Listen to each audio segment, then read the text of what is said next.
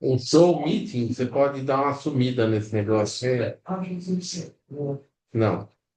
A Meeting, não, sei lá como é que faz isso, mas tem algum jeito desse negócio sumir.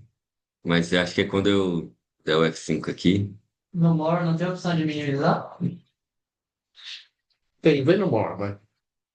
É... Acho que é High Floating. É? Acho que é High. Esse. Control Shift H. Isso. É. Então vamos lá. Então, com casório ou sem casório, Bora.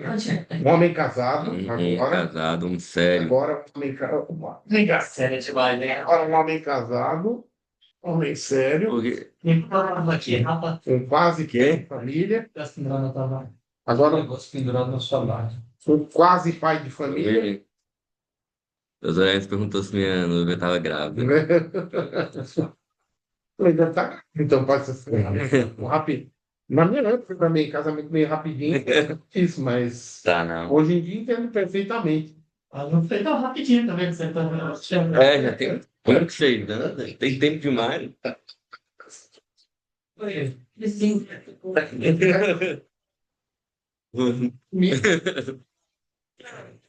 Casamento. Só dar uma casadinha. Depois eu vou. Casadinha aí, já. Um casadinho já volto.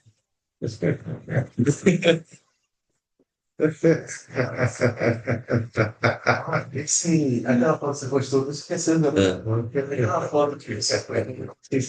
É. Uhum. André ficou chateado que eu não chamei ele pra ser o juiz de O papo. padrinho. É,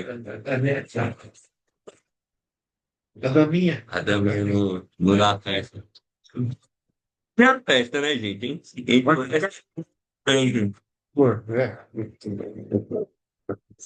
E gravando, isso negócio. É, Gravando, não tem. Não chegar em vamos lá, vamos lá então. segue, Rosário. Beleza. Então, continuando nossa aula, né? A gente da última vez falou até a apresentação diagnóstica, né? Alguns diagnósticos diferenciais que podem estar relacionados ao tremor essencial. E agora a gente vem provavelmente dito para o diagnóstico de tremor essencial. É, e eu vi que o. Pode falar, chefe. Não vou falar não. Ah, não. E aí o diagnóstico que eu vi é uma síndrome de tremor isolada, né? Sem nenhum outro sintoma, assim, só uma síndrome tremulante, apesar de que em alguns casos de tremor essencial pode ter ataxia, pode ter até uma síndrome demencial também associada, tá? Tem quem diga, mas é uma síndrome tremulante, assim, é isolada, com pelo menos 3 anos, né? Então é um diagnóstico retrospectivo que a gente vai fazer. Uhum. Com ou sem o tremor da cabeça também. Sim, mas sempre o tremor de membros, Sem né? o tremor de membros, exatamente. É, tudo bem. E aí o que eu vi foram escalas de avaliação, não são escalas diagnósticas, mas são escalas de avaliação do paciente com tremor. Essas escalas são pouco práticas para o dia a dia. Aham. O que elas servem é para trabalho científico. Eles colocam exatamente isso. Para o dia a dia, isso não serve para nada, mas serve mais para trabalho científico. Escala é muito bom quando você usa de você para você mesmo. Toda vez que você muda a escala de uma pessoa para outra, a ideia da escala é que ela sirva de um para o outro, Uhum. tá? É exatamente o contrário do que eu falei. Que você avalie e ela consiga avaliar, e ela consiga avaliar, e ele consiga avaliar, e todo mundo fale a mesma coisa. Uhum. É para diminuir a subjetividade da avaliação. Embora seja por causa disso, para mim, escala é muito bom quando é de você para você, Uhum. né? Quando você faz uma vez, depois você faz de novo e compara o que você viu. Porque muda de uma pessoa para outra, não tem jeito. Essas coisas são muito subjetivas. Não é uma coisa que você faz um exame dá 4 e daqui a pouco dá 3, depois dá 2. Aí você consegue dizer, olha, tá não é, não tem matemática nisso. Então é para diminuir a subjetividade das avaliações, tá? Uhum. É. isso aí que o chefe falou. É. Aí eu achei até interessante, tem esse site aqui do Grupo de Movimento lá de Brasília, Uhum. que aí você pode, você clica nesse link e a partir desse link você consegue dar como se fosse um check em vários itens, né? Só que ela é uma escala um pouco longa, você dá um check em vários itens e no final ele te dá a escala completa do como está cometendo o paciente e te dá um PDFzinho, que sei lá, você pode Uhum. anexar no prontuário, entregar para o paciente, de um grupo de movimento lá de Brasília. Tá. Legal. Isso aqui é só mais uma exemplificação de mais uma dessas escalas. Você avalia vários segmentos corporais, e onde zero é sem nenhum tremor, e quatro é um tremor extremamente incapacitante. Mãos, postural, aí você mão repouso, mão cinético postural, cabeça, voz, e as funções. Se vestir, se o paciente consegue abotoar uma camisa, se consegue comer de talher ou não. E aí depois você soma tudo e vê o quanto isso está incapacitando o paciente. Isso também seria mais uma, uma forma de avaliar a Uhum. escala. Tá. O diagnóstico diferencial que a gente sempre tem que levar em consideração, o diagnóstico diferencial da doença de Parkinson, né? Eles colocam que o PET-CT pode ajudar nisso, né?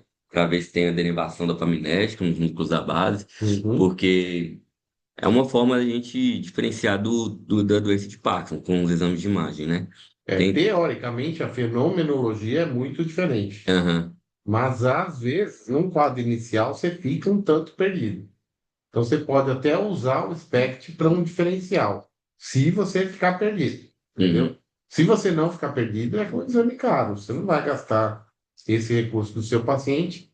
E que eu me lembre, os convênios não cobrem SPECT, Uhum. tá? Então, você vai obrigar o seu doente a gastar um dinheiro. Então, você tem que ter justificativa para que você não seja inquirido depois, por que que você me fez gastar 5 pau, né? Eu acho que é uns 5 pau, um SPECT de 3 a 5 pau, não é tão pouco dinheiro, né? É, exatamente. Eu vi também que não é de rotina, é só nesses casos em que há de Uhum. dúvida diagnóstica, né? É, também pode avaliar doenças genéticas, também é uma possibilidade. E o manejo propriamente dito agora do tremor essencial. Ela é basicamente com um tratamento farmacológico, né? A gente vai falar sobre cada um deles. O principal e mais conhecido, a gente até começou a falar um pouco na última aula, foi do beta-bloqueador do propanolol. E bem especificamente tem que ser o propanolol. A bicatenolol já não é a mesma grau de evidência, grau de recomendação do propanolol. Tem essas doses aí que o autor lá do contínuo preconiza, né? De 1 a 2 miligramas por quilo por dia, dividido em 1, 2 a 3 vezes por dia. Ele também coloca que devido ao beta-bloqueador, essa, os efeitos adversos que podem levar, você pode começar com uma dose bem baixinha, 10 miligramas 3 vezes ao dia, e aumentando progressivamente, titulando o controle dos sintomas, né? Com o passar do tempo, infelizmente, pode ter um decréscimo da função do beta-bloqueador, do propanolol, é, mas as doses que podem chegar são doses bem altas. Eu confesso que eu não sabia disso, de 120 a 240 miligramas por dia. Dose máxima é 360 miligramas por dia. Quero perguntar se alguém tem alguma coragem de dar 360. A impressão que tem é que se ele vai voltar na consulta, vai palpar o pulso dele, vai estar aqui. Aquela gricinha assim, lá no banco, foi na Ah, 5 segundos. tio Paulo, bota um É. marca-passo já, deixa lá, ó. Então, assim,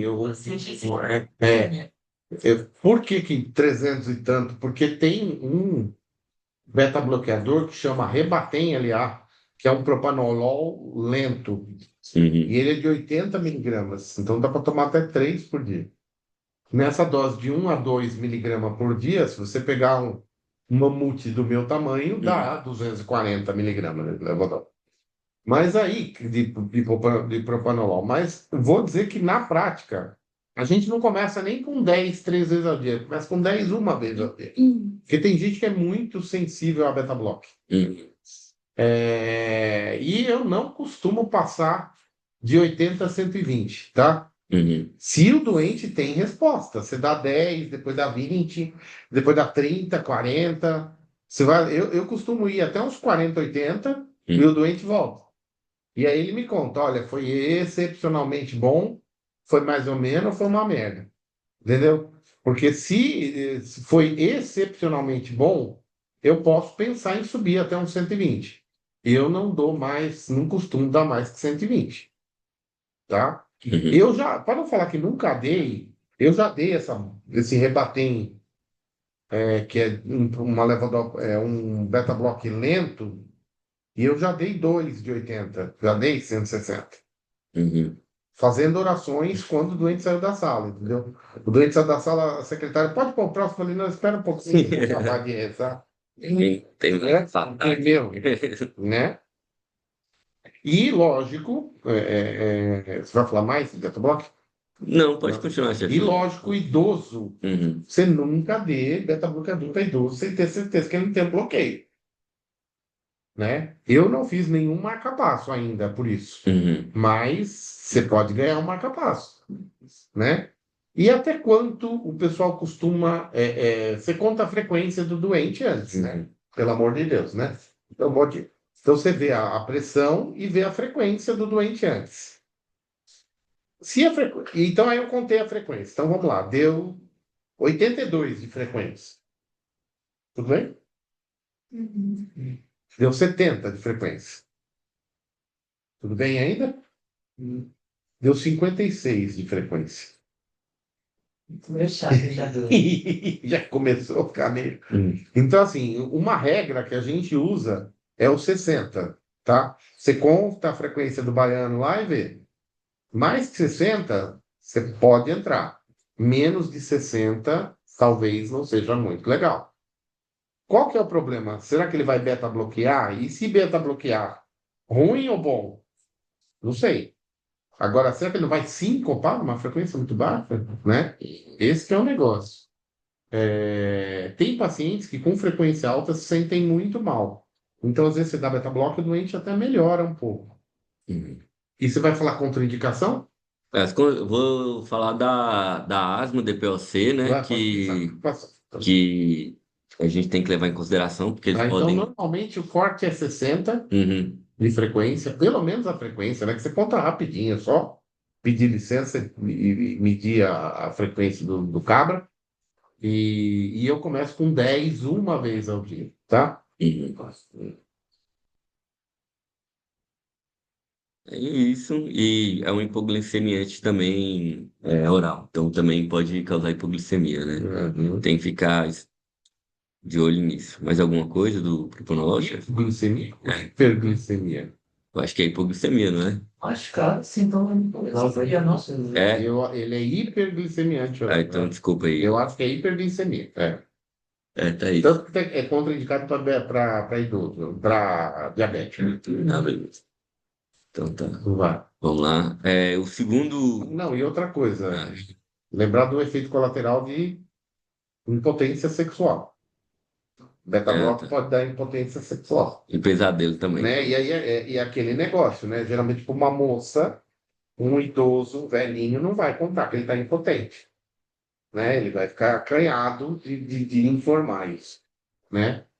O povo da minha geração para trás não fala de potência sexual de forma muito espontânea, não. O pessoal fica com receio. Esse remédio, às vezes eles ficam com uma conversinha assim: esse remédio não deu certo. Ah, mas o que aconteceu? O senhor não melhorou? O senhor está melhor, tal? Não, mas esse aí não. Acho que não, tal. Hum. Ele enrola para falar, né? É. Eu sou além É. das 12 eficazes, né, do estudo que o Rafa trouxe, Sim. seria um mínimo de 120 a 240. Então, eu começo com 10, 20, 30, até uns 40, 80. E avalio. Vai para 40, vai. E eu avalio. O que que aconteceu? Foi bom, foi ruim, melhorou, piorou? A frequência foi de 72 para 42, ou, né? Eu avalio o que que rola. Se vai tudo bem, eu vou até 120. Já fui até 160. Na louca, mas já fui. Agora, assim, não costumo passar muito disso. Não é só 240, não. Tem trabalho que diz 360 como dose máxima. O que eu, particularmente, nunca vi coragem a fazer, mas diz que tem, né?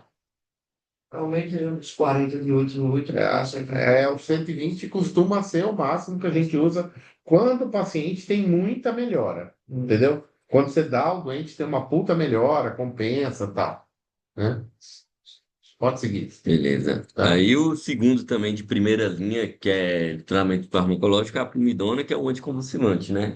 Parece que é um precursor do fenobarbital. Isso. É, as doses já são um pouco menores, né? Vai ser de 12,5 a 25 miligramas dia, podendo chegar até doses um pouco mais altas, né? É, Até 1.000 miligramas. até 1.000 miligramas? É. Normal, eu não passo de 400 a 600, mas o segredo é começar bem baixo.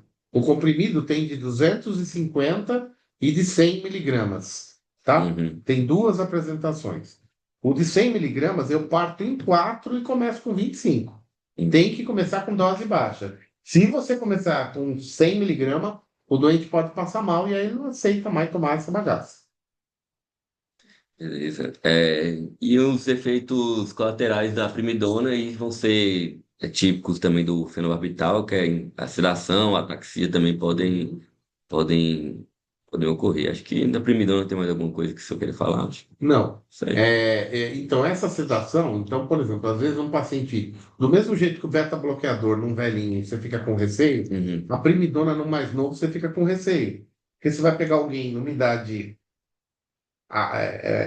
produtiva uhum, e vai deixar ele improdutivo por sono. uhum, Então, às vezes, para o velhinho, eu vou tender a usar mais primidona, que se der um pouquinho de sono não vai ter tanto problema. E para o novo, eu vou tender a usar beta-bloqueador. Mas vai depender, lógico, do que você ajustar, né? E as duas são drogas de primeira linha, né? Eu nunca tive problema com anticoagulante, mas tem isso uhum. e os doentes leem essas merdas, né? Então, se o doente usar anticoagulante, talvez não seja uma boa ideia, né? Mas a farinha, né, interfere com qualquer coisa.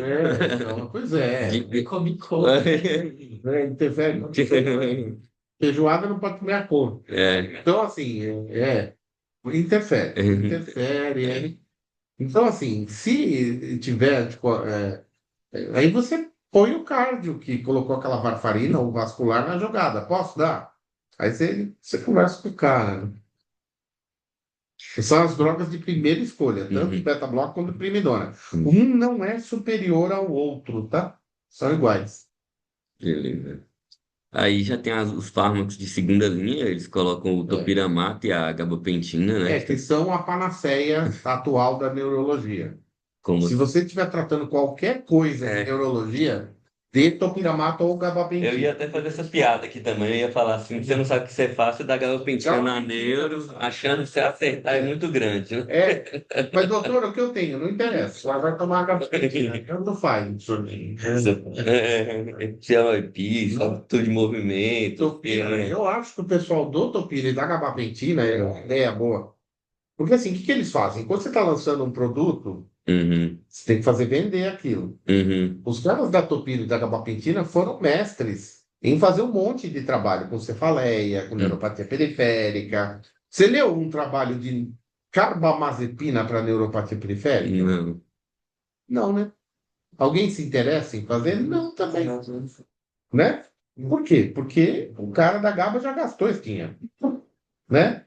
E aí você vai correr o risco de estar dando um remédio que é menos efetivo, não sei o quê. Então os caras são muito inteligentes. Você está lançando um remédio? Tô. Então vê se ele serve para qualquer coisa. Topiramato. Topiramato serve para tudo. A gente usa para convulsão, usa para epilepsia, usa para cefaleia, Uhum, usa para dor, uhum, usa para tremor. Então, quer dizer, você consegue enfiar o seu remédio em tudo quanto é coisa. E uhum, médico, via de regra, tem uma facilidade muito grande em dar remédio e uhum. uma dificuldade muito grande de tirar. A gente brinca que vocês gastam 2, 3 anos, 4 anos, aprendendo a dar remédio, e depois vocês vão ter a vida inteira para aprender a tirar. Porque a gente vai dando, vai dando. Por que que tem tanto trabalho de Parkinson querendo que a gente dê os remédios logo no início? Dê a amantadina no início? Porque ninguém tira, né? Então você dá a amantadina, depois dá isso, dá aquilo, e vai ficando, vai ficando. De repente o doente toma 8 remédios, né? Uhum. Porque ninguém tira o primeiro. Você vai agregando custo, né? Mas tá bom, tá. Topiramato é uma das coisas. Sei que eu acho que teve um doente na vida que eu dei topiramato e ele melhorou do tremor, mas eu já estava no mato sem cachorro, e Uhum. aí eu dei, e ele melhorou do tremor. Gabapentina eu nunca usei para tremor, tá? Tá. E aí o efeito adverso totalmente do topinambato é a questão do anomia, comprometimento cognitivo que pode dar também, né? São outras. Uhum. Beleza. Tem alguns fármacos segunda linha que são bem menos, assim, o grau de recomendação, de É evidência é menor. menor, né? Por isso que eu falei do atenolol, do propanolol, por exemplo, são dois beta-bloqueadores, né? O sotalol também, mas eles não têm o mesmo grau de evidência do, do propanolol. A pregabalina também Eu é tive uma um pregável, né? paciente que melhorou com nebivolol. Lógico que não fui eu que dei, né? Ele falou, olha, o cara me deu um remédio e eu estou melhor.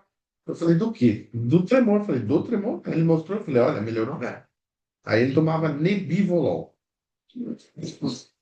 Era por causa do problema cardíaco, não era por causa da neuro.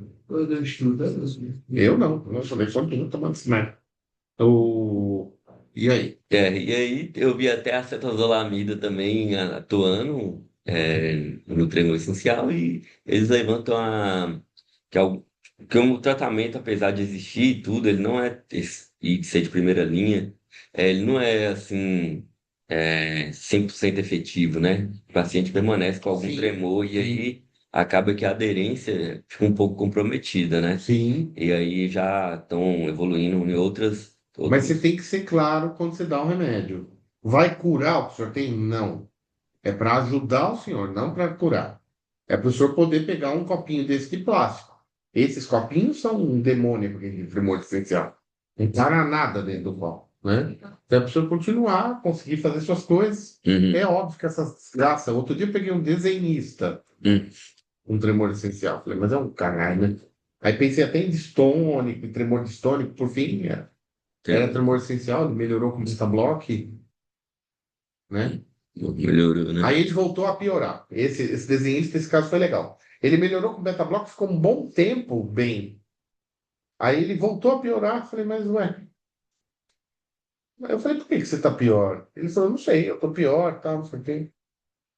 Aí eu falei, como é que você tá? Como é que tá? Como é que tá a tua vida? Como é que tá a tua saúde? Um menino novo, não tem 30 anos, tá bem?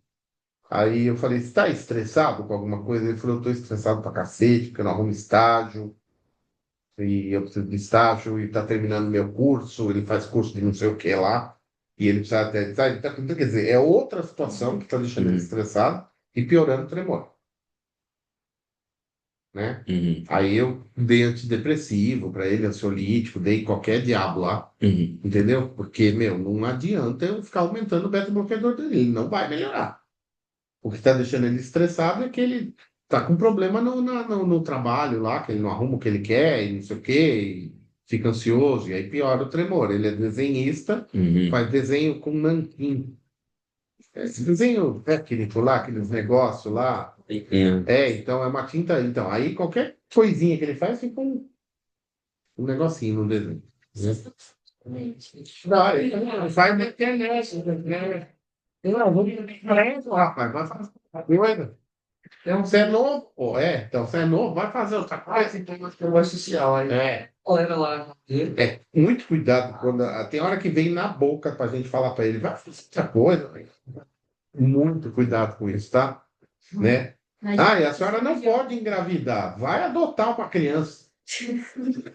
É o sonho dela de ser mãe. A vida inteira ela sonhou em ser mãe Sonho e dela. vem um gordo no cérebro falar um treco desse pra ela, entendeu? Então, muito cuidado com isso. Às vezes vem até na boca para você falar, Vai pra ele. põe uma balinha na boca e fica quieto, né? Porque, né? Tem hora que não é. Os teus valores não são para ser compartilhados. Se você estiver lá na igreja, você compartilha os teus valores. No grupo de autoajuda, você compartilha os teus valores, mas não é na consulta, tá? Não é na consulta, né? E aquela história do tremor, né? Às vezes um tremorzinho assim, ó, pro doente, isso é insuportável. Eu não aguento, eu quero me jogar da janela. Aí você fala, cacete, o quê? Eu não estou nem enxergando. E tem um outro cabra que está assim, ó. Não, tá tudo bem. Eu vim aqui só pegar a receitinha do Propanolol para poder pegar no posto. O senhor tá bem? Não estou ótimo. Só caramba. Tá bem, já batendo palma, sem tremor. Né? Isso é que nem coluna, né? Eu adoraria colocar no meu cartão de visita, neurologista exceto coluna. Ah, coluna não atende. Ai, que azar. Meu Deus. Passou justo no médico que não atende coluna. Porque coluna não é um inferno. Não é um inferno. Você vê o cara, uma vez eu peguei um velhinho que andava meio torto assim. Ah, não, tem um pouquinho de dor, mas eu tomo uma gabapentina, e daí eu só precisava da receita e tal. Quanto que o senhor toma? Toma um comprimido à noite de gabapentina. Eu falei, puxa, super tranquilo, né? É porque eu pego a receita e tal. Eu falei, tá bom, tudo bem. Ah, eu trouxe minha ressonância, porque vocês pediram e tal. Uma velha que vai tomar aqui, outra ali, entendeu? Uhum. Mas uma tá estrangulada. Aí, de boa. Andando meio tortinho, né? Antálgico, lógico.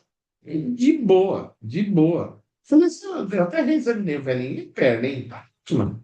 E a força, não tá formigando? Aí você pega aqueles cabras com aquelas colunas certinhas, cara. E o cara morrendo, de dor, morrendo, de dor. Isso é super terrível. Isso é muito difícil, muito difícil. Então, o tremor também depende do doente. Se incomoda o doente, você não é juiz, você é médico. Então, você tem que fazer. Não interessa o que você avalia, você tem que fazer. Se você for ser perito, aí já muda, porque o perito ele tem que avaliar a capacidade do doente de trabalhar. Aí já é outra conversa, entendeu? Então, o perito ele tem que dizer para o juiz, é capaz ou não é capaz de desempenhar uma atividade. Então, perfeito, perito, beleza. Como a gente não é, esse é especialista e não é perito, então você faz o que o especialista faz, você não vai julgar. Aí tem o pepino dos relatórios pro INSS. Você vai falar disso? Não, né? Não. E como é que faz? Um doente com tremor essencial é incapaz ao trabalho ou não? Depende do grau, né? Depende do grau, depende do que faz. E você sabe avaliar se ele é capaz ao trabalho? Não. Não. Então isso também é um quiprocó, tá? Porque ele começa a ser assediado no trabalho, porque ele fala, olha, estamos me botando de canto, vamos me mandar embora, eu estou ferrado, não sei o quê, porque ele não consegue desempenhar a mesma atividade. É a linhazinha que tinha que ser retinha e tem um tremorzinho e isso atrapalha lá, sei lá, que diabo. Então é duro isso, hein? A gente fica numas saias justas, nesse não sei o plural de saia justa, Uhum. né? Mas a gente fica numa saia justa super complexa. Por vezes, você acaba tendo que optar por escolher se o doente é capaz ou não naquela atividade, sabendo que você não é perito, você é especialista, mas não é perito, né? Então, a gente é colocado em umas situações complexas. O certo é você julgar, não, você descrever. Ele tem perda de força, ele não consegue segurar um copinho de plástico, ele não consegue fazer um desenho com uma linha retinha, ele não consegue isso aqui, você descreve o que acontece. Agora, quem julga se o doente é capaz ou não é o perito. E isso é duro, hein? Isso é difícil. Isso é difícil. Às vezes, eu, por minha conta e risco, digo que o doente é capaz ou não, sabendo que, se eu não me posicionar, o colega do INSS vai se posicionar de forma negativa. Mas isso é complexo e desafiador, né? Uhum. Existe alguma escala objetiva de avaliação da funcionalidade em relação ao tremor? Então, tem as escalas do tremor que você coloca, que servem mais para trabalho científico do que necessariamente para avaliar a funcionalidade. O pessoal Você pode até cada vez mais tecnicamente, né, desenvolvendo escalas, eles estão mais... sim, mas serve mais para trabalho científico, você quer saber?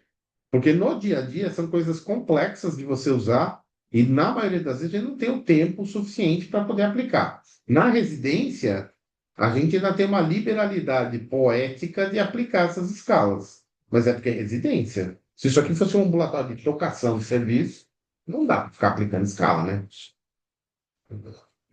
Beleza. Aí, as terapias farmacológicas, aí eu pulo para as terapias cirúrgicas, né? Aham. Achei bem interessante. Essa daí acho que foi a que mais, assim, É. a mais nova, né? Foi a última a ser aprovada pelo FDA. Foi a O FUS. É o talamotomia, HIFU. por ultrassom focado. Lembrar que HIFU não é de high, de alto. É HIFU, né? Tá? É a sigla em português para esse treco aí. Uhum. É. E aí, eu tinha até um videozinho, só que aí eu acho que o doutor Edson ia apelar comigo, eu não trouxe. Não tô Tô brincando. Mas não, é só pra poder, que eu achei bem interessante, né? O paciente ele entra na máquina de ressonância, com esse capacete aí, o pessoal fica do lado de fora. Tem que É, ficar, cortar zero o cabelo. tem um vídeo, tem o pessoal passando lá, Máquina zero. aquela maquinazinha de É, barba assim, tira é. tudo, coloca tipo um capacete, acho que parecendo de estereotaxia, alguma coisa. Gel. E coloca esse aí por cima, acho que mais ou menos É um isso. capacete de gel que você coloca na cabeça e a partir daqueles pontos, com a ressonância, eles conseguem desenhar qual é o alvo a sofrer. É como se fosse uma litotripsia, né? Aham, Você cruza os raios todos numa região, aonde você cruzar vai ter vai ser, vai fazer uma lesão, né? Uma talomotomia, uma lesão. exatamente. É bem interessante lá, eles vão no tálamo, nos núcleos, acho que é dorso lateral, e o dorsal do tálamo. Eles vão calculando lá, no momento que vão fazendo a, a ressonância, e eles fazem as radiofrequências lá que causam essa, essa lesão do Uhum, tálamo, né? Lá em tempo real, você pode fazer de um lado e pode fazer de outro, né? uhum, São basicamente esses que são os dados. Você pode fazer de um lado, ver se o paciente tem melhora, depois você pode fazer de outro lado também. uhum, É, Primeiro, por que que você faz de um lado? Porque as lesões, diferentemente do DBS, é que as lesões da talamotomia, elas são irreversíveis, né? Não é um processo que você faz e tem como modular e tudo. A partir do momento que tá feito, não tem mais volta. E se você lesar o lugar errado, Tá? você usou o lugar errado. E aí não tem mais jeito. Tem Não. uma boa melhora, tem alguns pacientes que já melhoram lá no videozinho também, eles mostram. O paciente faz o teste antes, logo após já tem uma melhora boa, e depois de algum tempo ele pode ter uma melhora ainda maior, né? Então, Uhum. basicamente é isso aí, é uma terapia inovadora, mas a gente ainda não tem muito acesso, né? É uma técnica inovadora para uma terapia muito antiga. É, Porque talamotomia existe desde 1900 em Guaraná com rolha. né? Antes da cirurgia estereotática, com rolha. Já viu Guaraná com rolha? Não. Não. Quando eu era criança, tinha rolha na tampinha do Guaraná. Eu só lembro dele com um bonequinho do Na verdade, não existia. Na verdade, não existia o plástico da tampinha. Não tem a tampinha de Ah, plastiquinho? Nas tampinhas antigas de metal. Não existia aquilo. Então tinha uma rolinha. Eles punham uma rolinha colada e fechavam, porque escapava o gás.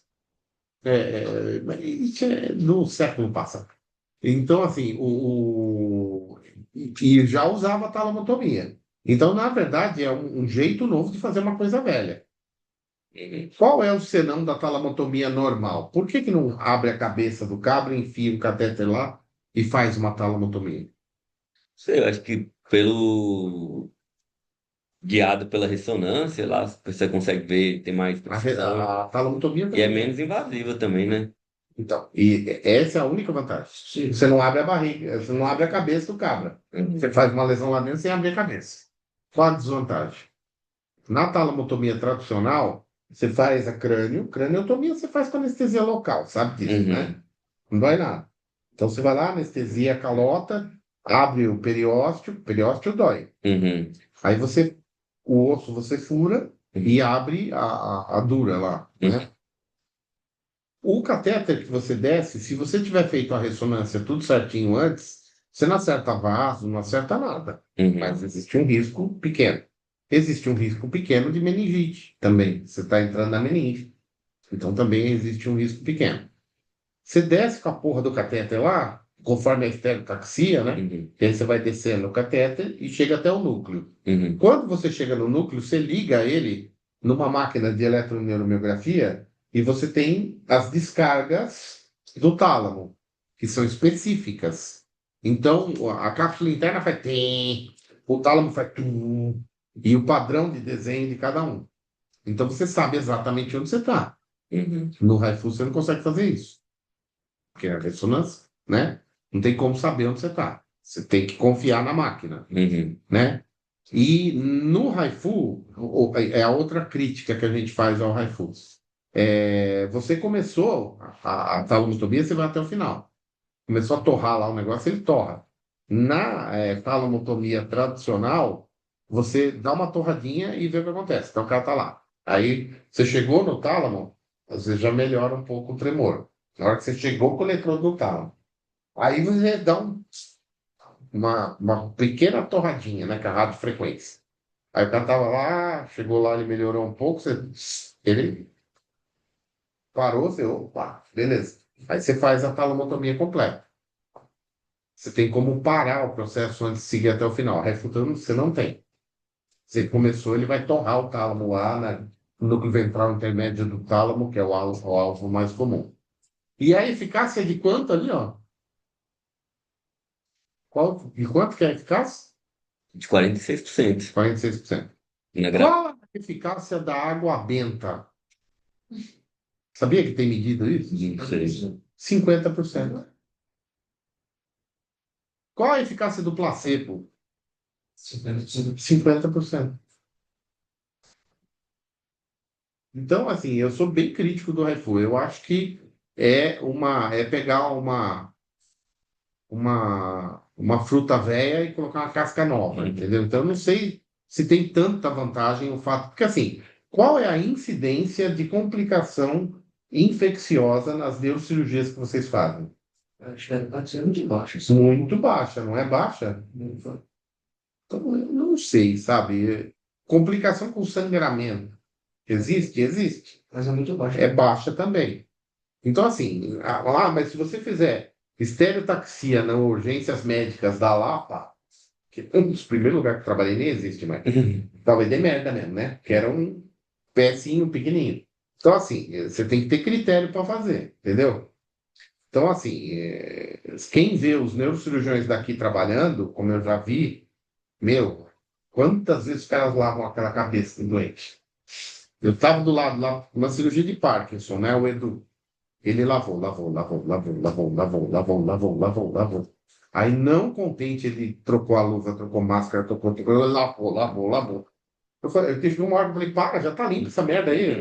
Não, então quer dizer, se você fizer com um bom critério, a chance de complicação é muito pequena. Então, eu sinceramente acho que não é tão vantável esse procedimento. Custa US$ 40.000 o lado, tá?